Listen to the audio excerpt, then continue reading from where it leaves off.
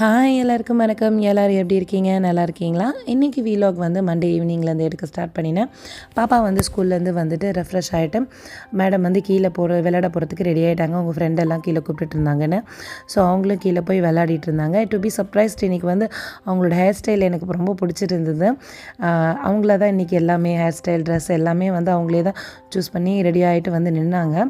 இன்றைக்கி வந்து குழந்தைங்களோட அடமெண்ட்டை பற்றி பேசலாம். ஸோ இன்றைக்கி ஏன் இதை சொல்கிறேன் அப்படின்னா, இப்போ என் பொண்ணாக இருக்கட்டும், இப்போ இந்த சின்ன ஹேர் ஸ்டைல் இந்த விஷயத்தை எடுத்துக்குங்க.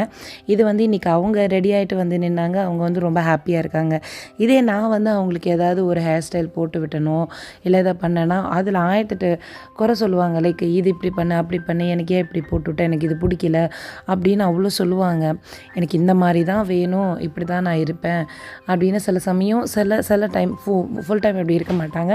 சில பாயிண்டில் அந்த மாதிரி சொல்லுவாங்க. ஸோ அந்த மாதிரி வந்து ஒரு அடமெண்ட்டாக பிஹேவ் பண்ணுறது, இன்கேஸ் அவங்க எதிர்பார்க்குற மாதிரி நம்ம எதுவும் செய்யலை அப்படிங்கிற பட்சத்தில் கோபம் வந்து ரொம்ப ஜாஸ்தியாக வரும். ஸோ அந்த டைம்லலாம் வந்து நான் வந்து சுச்சுவேஷன் எடுத்து சொல்லணும். சொல்லி பாப்பா ஓகே இது வந்து நீ இப்படி அடம் பிடிக்கக்கூடாது, எல்லா விஷயத்துக்கும் நீ வந்து புரிஞ்சுக்கோ, நீ வந்து க்ரோ ஆகிட்ட. ஸோ இது வந்து கரெக்டாக என்னென்ன கேட்டு அவங்கள புரிய வச்சு அதுக்கப்புறம் வந்து அவங்கள சேஞ்ச் பண்ண வேண்டியதாக இருக்குது. ஸோ ஒரு சின்ன சின்ன விஷயத்துலையுமே வந்து அவங்க வந்து நார்மலாக கேட்டால் ஓகே அலோவ் பண்ணுவேன். பட் வந்து இது தான் வேணும் அப்படின்னு சொல்லி ரொம்ப பிடிவாதமாக கேட்டாங்க அப்படின்னா கண்டிப்பாக நான் அலோவ் பண்ணவே மாட்டேன். பாப்பா வந்து விளையாடி முடிச்சுட்டு அதுக்கப்புறம் வீட்டுக்கு வந்து குளிச்சுட்டு ஹோம்ஒர்க் பண்ண ஸ்டார்ட் பண்ணியாச்சு. இன்றைக்கி ஒரு 50 மினிட்ஸ் போல் விளையாடிருப்பாங்க. அதுக்கு மேலே ரொம்ப விளாண்டாங்க அப்படின்னா டயர்டில் வந்து தூங்கிடுவாங்க சாப்பிடாம கூட அப்படின்ட்டு நேரமே கூட்டிகிட்டு வந்து குளிக்க வச்சு அவங்கள வந்து ஹோம்ஒர்க் பண்ண வச்சாச்சு. குட்டி பையனும் வந்து ஆதிரோட ப்ரீவியஸ் இயர் புக்கெல்லாம் எடுத்து வச்சுட்டு அவரும் கொஞ்சம் நேரம் படிச்சுட்டு இருந்தாங்க. ஸோ அதுக்கப்புறம் டின்னர் வந்து ப்ரிப்பேர் பண்ண ஸ்டார்ட் பண்ணியாச்சு. ஸோ இன்றைக்கி வந்து பன்னீர் தான் கிரேவி வைக்கலாம். ஏன்னா இட்லி மாவு இருந்தது. இதோட ஃபேவரட் வந்து பன்னீர். ஸோ அதனால் கிரேவி செஞ்சிடலான்ட்டு ஸ்டார்ட் பண்ணியாச்சு. ஏன்னா நந்தினிக்குமே வந்து இன்றைக்கி நைட் ஷிஃப்ட் இருக்கிறதுனால அவங்களுக்கு ஏதாவது குருமா இல்லை தக்காளி சட்னி அந்த மாதிரி கிட்ட போகாமல் இருக்கிற ரொம்ப நேரம் வெளியிலே வச்சு சாப்பிட்ற மாதிரி தான் நான் செய்கிற மாதிரி இருக்கும். அதனால் இதே செய்ய ஆரம்பிச்சாச்சு. ஸோ அதுக்கு வந்து ஒரு குக்கரில் எண்ணெய் ஊற்றி பட்டை, கிராம்பு, ஏலக்காய் இதெல்லாமே போட்டுட்டு வெங்காயம், கருவேப்பிலை போட்டு நல்லா வதக்கினதுக்கப்புறம் இஞ்சி பூண்டு பேஸ்ட்டு நல்லா பச்சை வாசனை போகிற வரையும் வதக்கிக்கிட்டு தக்காளி ஆட் பண்ணி நல்லா வதக்கிக்கணும். அதுக்கப்புறம் இன்றைக்கி ஒரே ஒரு உருளைக்கிழங்கு மட்டும் ஆட் பண்ணிக்கிறேன். வெறுமனே பன்னீர் மட்டும் போட்டு செய்ய வேண்டாம் அப்படிங்கிறதுனால. அடுத்தது அதில் தேவையான மசாலாஸ் ஒரு 1/4 டீஸ்பூன் மஞ்சள்தூள், 1 டீஸ்பூன் மிளகாய்த்தூள், 1 டீஸ்பூன் மல்லித்தூள், ஒரு 3/4 டீஸ்பூன் கரம் மசாலா இதை மட்டும் தான் ஆட் பண்ணியிருக்கேன். ஸோ நல்லா கொஞ்சம் நேரம் இதை நல்லா மிக்ஸ் பண்ணிட்டு கொஞ்சம் இந்த மசாலாவோட பச்சை வாசனை போகிற வரையும் வதக்கிட்டு அதுக்கப்புறம் நான் டைரெக்டாக வந்து தேங்காவையும் பொட்டுக்கல்லையுமே வந்து அரைச்சி ஊற்றிக்கிட்டேன். ஏன்னா வந்து ரொம்ப அதிகமாகவும் கிரேவி இன்றைக்கி வைக்கல. ஏன்னா மதியம் வச்ச சாம்பார் வேறு இருந்ததுனால. ஸோ எல்லாமே அது கொஞ்சம் இது கொஞ்சமாக தான் எல்லாம் எடுத்துப்பாங்க. இது நிறையா வச்சா வேஸ்ட் ஆயிருன்ட்டு கொஞ்சம் திட்டமாக தான் எல்லாத்துக்கும் வச்சாச்சு. ஸோ குக்கரில் ஒரு 3 விசில் போல் விட்டு எடுத்துக்கிட்டேன். ஏன்னா கொஞ்சம் நல்லா குக் ஆகட்டும் அப்படின்னு. ஸோ அது ரெடி ஆகிட்டுருக்க சைடில் பன்னீரை வந்து ஃப்ரை பண்ணியாச்சு. ஸோ பன்னீரை வந்து நல்லா நெய் ஊற்றி தோசை தவாலேயே போட்டு நல்லா ஃப்ரை 2 சைடுமே போட்டு ஃப்ரை பண்ணி எடுத்துக்கிட்டேன். அப்படியேவும் போடலாம் நம்ம கிரேவியில். பட் இருந்தாலும் ஃப்ரை பண்ணி போட்டோம் அப்படின்னா கொஞ்சம் டேஸ்ட்டு சூப்பராக இருக்கும். பாப்பா எல்லா வீட்டில் இருக்க எல்லாருக்குமே இந்த மாதிரி செஞ்சு சாப்பிட்றது கொஞ்சம் பிடிக்கும். அதனால் பன்னீரை நல்லா ஃப்ரை பண்ணி எடுத்தாச்சு. ஸோ இந்த ஃப்ரையிலே வந்து பன்னீரை ஃபுல்லாமே நான் குக் பண்ணிட்டேன். ஸோ அதனால் குக்கர் விசில் போனதுக்கப்புறம் ஓப்பன் பண்ணிவிட்டு டைரெக்டாக அந்த கிரேவியில் வந்து குக் பண்ண பன்னீரை நான் ஆட் பண்ணிவிட்டு கொத்தமல்லி நல்லா கட் பண்ணி அதையுமே ஆட் பண்ணி மிக்ஸ் பண்ணிவிட்டு குக்கரை கொஞ்சம் மூடி வச்சுட்டேன். அதுக்கப்புறம் நான் குக் பண்ணல, மூடி மட்டும் அப்படியே வச்சாச்சு. எனக்கு பன்னீரை வந்து ஆல்ரெடி குக் பண்ணிட்டேன் அப்படிங்கிறதுனால ஸோ மிக்ஸ் மட்டும் பண்ணிட்டு மூடி வச்சாச்சு. அதுக்கப்புறம் இட்லியுமே வந்து ரெடி ஆகிடுச்சு.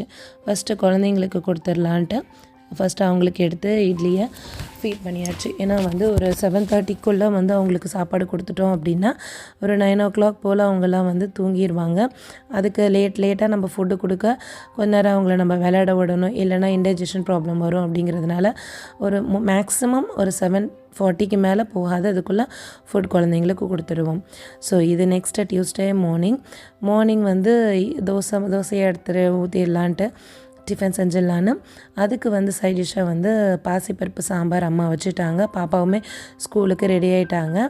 ஸோ போயிட்டு அப்புறம் மதியத்துக்கு என்ன இன்றைக்கி குக் பண்ணியிருந்தோம் அப்படின்னா முருங்கைக்காய் சாம்பார், அப்புறம் முட்டை வந்து எதுவுமே வெங்காயம் எதுவுமே போடாமல் வெறும் மஞ்சத்தூள் உப்பு மிளகாய் தூள் லைட்டாக போட்டு ஃப்ரை பண்ணியாச்சு.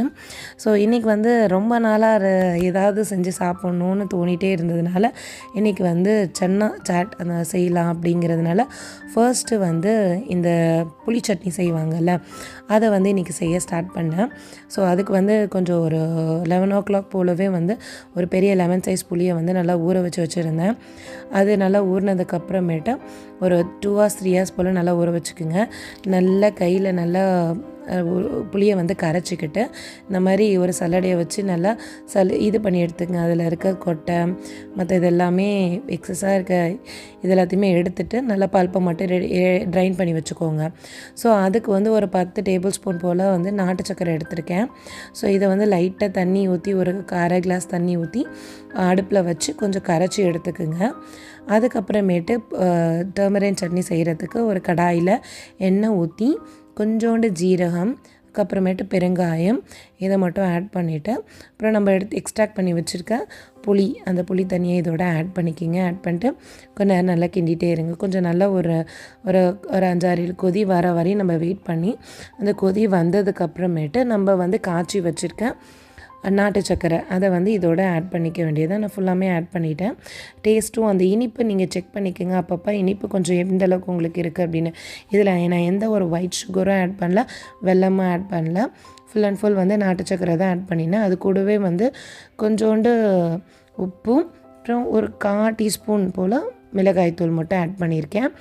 இதுக்கிடையிலே வந்து அந்த சன்னா மசாலா செய்கிறதுக்கு மார்னிங்கே வந்து வெள்ளை கொண்டக்கடலையை ஊற வச்சு வச்சுருக்கேன். அதில் உப்பு போட்டு குக்கரில் ஒரு 6-7 விசில் விட்டு எடுத்துக்கிட்டேன். நல்லா வேகட்டும் அப்படிங்கிறதுனால விட்டு எடுத்துக்கிட்டாச்சு. ஸோ இங்கே வந்து புளி சட்னி நல்லா கொஞ்சம் திக்காகிற வரையும் நம்ம வந்து சிம்மிலே வச்சு மீடியம் டு சிம் அந்த இதிலே வச்சு நல்லா இந்த மாதிரி காய்ச்சி எடுத்துக்க வேண்டியதான். ஸோ ஒன்ஸ் அந்த நம்ம திக்னஸ் போதும் அப்படிங்கிறத பார்த்துட்டு ஆஃப் பண்ணிட்டோம் அப்படின்னா இந்த இந்த இந்த இந்த ஸ்டேஜில் நான் வந்து ஆஃப் பண்ணி எடுத்துக்கிட்டேன். டேஸ்ட்டுமே வந்து இனிப்பு லெவல் எல்லாமே சூப்பராக இருந்தது. ஸோ குக்கரில் கொண்டக்கடலையும் ஆல்மோஸ்ட் ரெடி ஆகிடுச்சு. ஸோ இந்த சட்னியை வந்து கொஞ்சம் ஆற விடுங்க.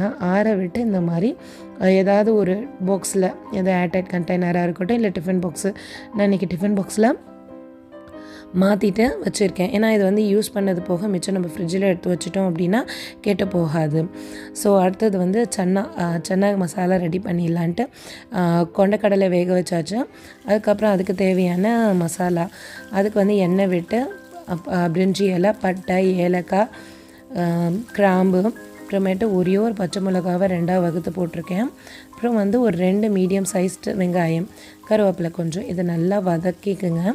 வதங்கினதுக்கப்புறம் இஞ்சி பூண்டு பேஸ்ட்டு ஆட் பண்ணிக்கிங்க. இஞ்சி பூண்டு பேஸ்ட்டு நல்லா ஆட் பண்ணிட்டு பச்சை வாசனை போகிற வரையும் நல்லா வதக்கிக்கணும். அதுக்கப்புறமேட்டு தக்காளி ஆட் பண்ணிக்கணும்.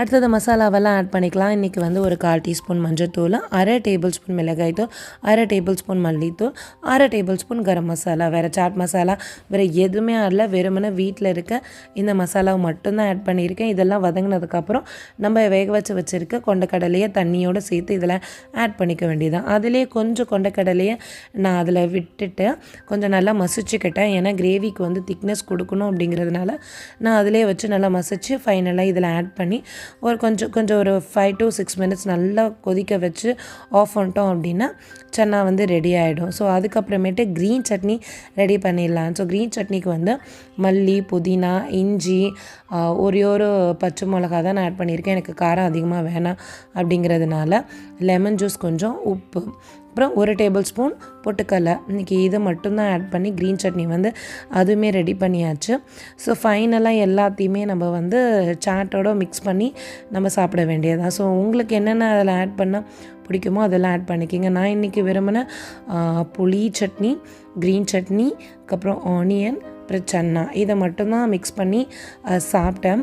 நான் வந்து நமக்கு உங்களுக்கு வேணும்னா தக்காளி ஆட் பண்ணிக்கலாம், சேவ் இதில் ஓமப்பொடி போட்டு சாப்பிட்லாம், இல்லை இந்த பாப்படி செய்வாங்கள்ல அது நீங்கள் ஆட் பண்ணி பாப்படி சாட்டா சாப்பிட்டுக்கலாம். அது சமோசா எங்கேயாவது நீங்களே வீட்டில் செஞ்சாலும் வெளியில் வாங்கிட்டு வந்தாலும் இதில் க்ரஷ் பண்ணி போட்டு சாப்பிட்டாலும் சூப்பர் டேஸ்ட்டாக இருக்கும். இதை ட்ரை பண்ணுங்கள். ட்ரை பண்ணிட்டு எப்படி இருக்குன்னு சொல்லுங்கள். ஸோ உங்களுக்கு இந்த வீடியோ பிடிக்கும்னு நினைக்கிறேன். பிடிச்சிருந்துச்சு அப்படின்னா மறக்காமல் லைக் பண்ணுங்கள், ஷேர் பண்ணுங்கள், கமெண்ட் பண்ணுங்கள், சப்ஸ்கிரைப் பண்ணுங்கள். தேங்க்யூ அண்ட் தேங்க்ஸ் ஃபார் வாட்சிங் த வீடியோ. மறக்காமல் இதை வீட்டில் செஞ்சு பார்த்துட்டு எப்படி இருக்குன்னு கமெண்ட் பண்ணி சொல்லுங்கள். பாய்.